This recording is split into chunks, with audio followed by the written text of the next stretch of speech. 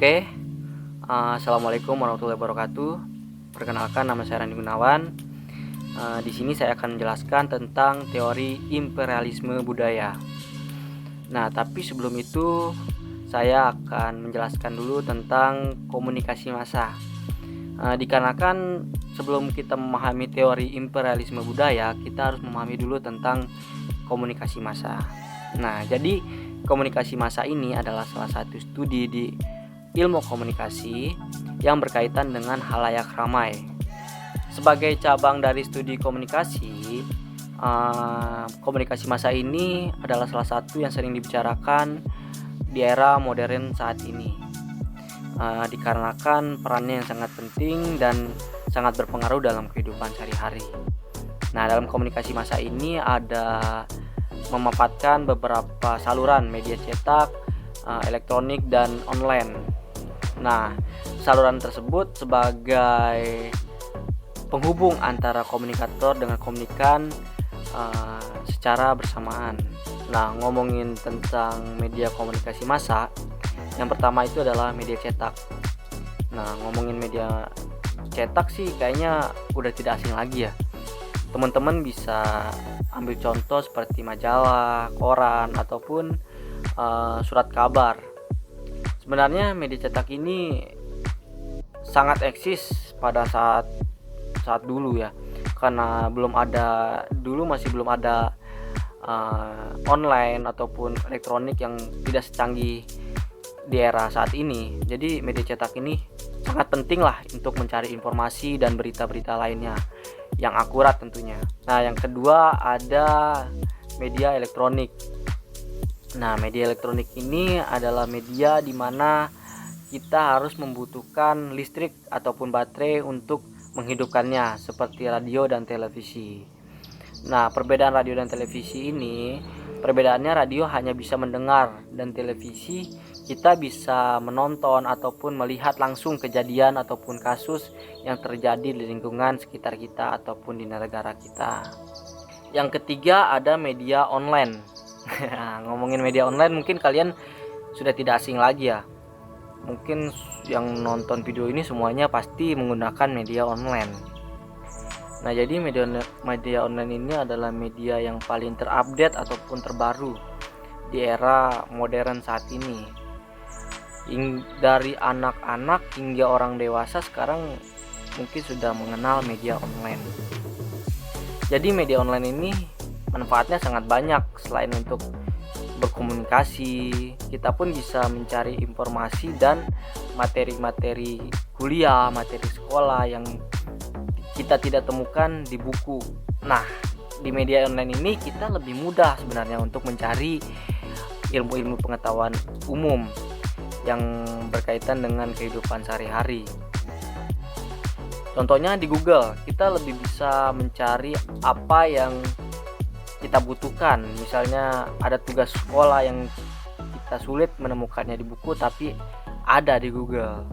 Nah, ini adalah salah satu media yang sangat mempermudah masyarakat ataupun halayak. Nah, itulah tadi pengertian dari komunikasi massa. Nah, di dalam komunikasi massa ini saya akan meneliti salah satu teori, yaitu teori imperialisme budaya. Menurut Dennis McQuail, teori imperialisme budaya itu adalah teori yang berasal dari teori sekaligus bukti awal mengenai peran media dalam pembangunan nasional.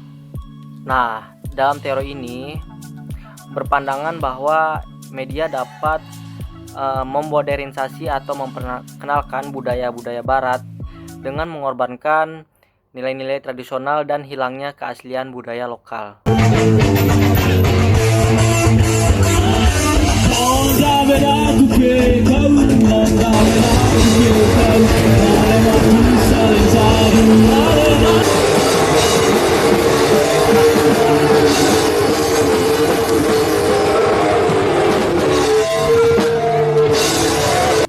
Nah, itu tadi adalah salah satu contoh video di mana budaya asing masuk ke Indonesia.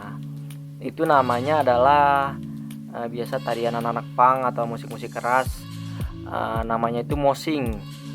Nah, jadi mosing ini adalah tarian yang sifatnya sebenarnya untuk bersenang-senang saja, tapi bisa mengakibatkan fatal, entah itu perkelahian ataupun keributan lainnya. Nah, tapi sebenarnya kita tidak bisa menyalahkan budaya barat sepenuhnya. Kita adalah orang yang sebenarnya harus mengambil budaya-budaya barat yang bisa bermanfaat untuk diri kita sendiri. Ada juga banyak budaya-budaya barat yang harus kita ambil sebagai motivasi ataupun pembelajaran di dalam negeri ataupun negara yang masih berkembang. Masuknya budaya barat ke Indonesia seperti yang saya jelaskan sebelumnya, nah itu melalui media-media komunikasi massa seperti media online, media cetak, dan media elektronik. Jadi budaya-budaya Indonesia ini, budaya-budaya asing ini masuk ke Indonesia itu melalui televisi, YouTube, Instagram, Facebook, dan lain sebagainya.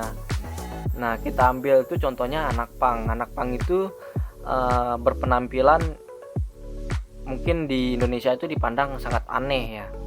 Nah, tapi menurut mereka itu adalah sebuah kebebasan ataupun sebuah ekspresi menggambarkan diri mereka sendiri gitu. Dan kita sebenarnya tidak bisa menyalahkan mereka sepenuhnya, karena mereka itu adalah pilihan mereka, dan kita harus saling menghargai satu sama lain selagi budaya asing itu tidak merusak ataupun mengganggu masyarakat yang ada di negeri ataupun negara Indonesia.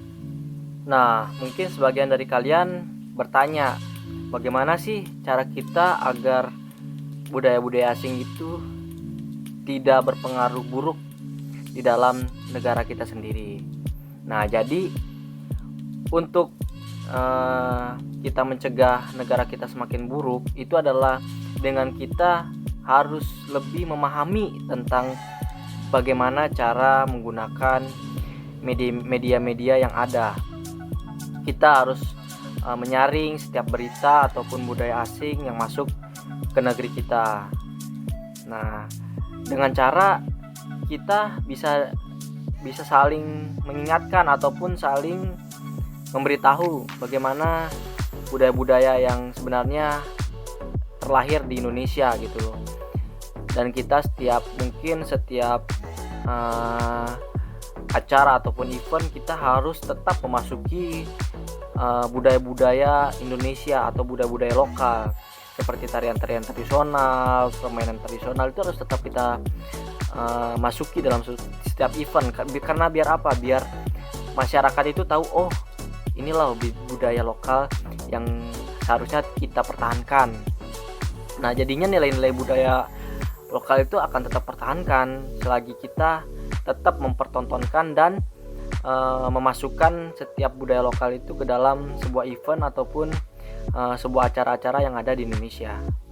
Nah, bisa juga kita sering mengadakan sosialisasi di setiap daerah untuk mengenalkan budaya-budaya tradisional Indonesia. Nah, jadi masyarakat lebih tahu dan lebih tertarik dengan budaya Indonesia seperti itu. Nah, mungkin cukup sekian penjelasan dari saya. Bila penjelasannya kurang jelas ataupun ada kekurangan, saya mohon maaf. Wassalamualaikum warahmatullahi wabarakatuh.